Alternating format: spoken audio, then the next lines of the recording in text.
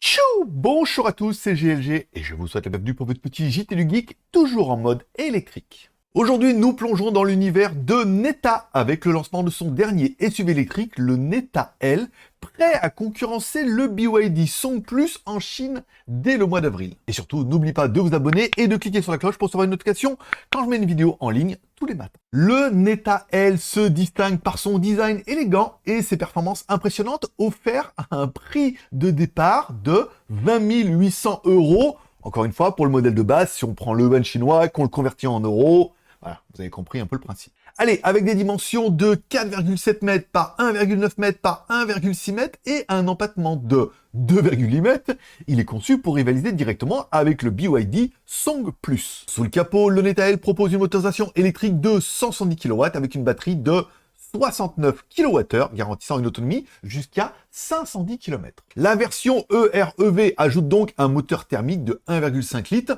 fonctionnant comme générateur, offrant donc une flexibilité accrue, et surtout, quand vous aurez plus d'autonomie, le moteur thermique se met en route pour générer de l'électricité et permet d'aller beaucoup plus loin. L'intérieur du Neta L séduit par son esthétique moderne et ses fonctionnalités technologiquement avancées, incluant un double écran central et des options de sécurité comme l'ESP et l'EPB. Bref, la stratégie de prix est quand même plutôt agressive, entre 150 000 et 200 000 yuan. Encore une fois, si on le convertit tout ça en euros, ça fait entre 18 600 et 31 000 €. Encore une fois, c'est les tarifs hors taxes, d'importation, de TVA, de tout ça, tout ça.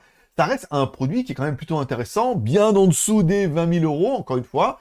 Et on peut dire que oui, Neta vise un petit peu l'Europe. Ils sont déjà implantés, par exemple, en Asie du Sud, notamment en Thaïlande. Je crois qu'ils sont également en Malaisie et dans pas mal d'autres pays. La petite question du jour, la stratégie de prix de Neta influencerait-elle votre choix pour l'achat d'un véhicule électrique? Vous voyez qu'avec des tarifs comme ça, bon, même à 2 fois le prix chez vous, puisque c'est un peu la règle, ça reste un joli petit véhicule. Je suis impatient de lire vos commentaires. N'oubliez pas de mettre un like ou un dislike en haut de ces vidéos, de vous abonner si c'est pas encore fait, de mettre un petit commentaire pour dire ce que vous pensez de ce Neta L. Encore une fois, voilà, c'est un SUV, il a des petites airs de Range Rover. Moi, personnellement, j'aime plutôt bien. Allez, on se donne rendez-vous demain pour votre prochain JT du Geek, toujours en mode électrique.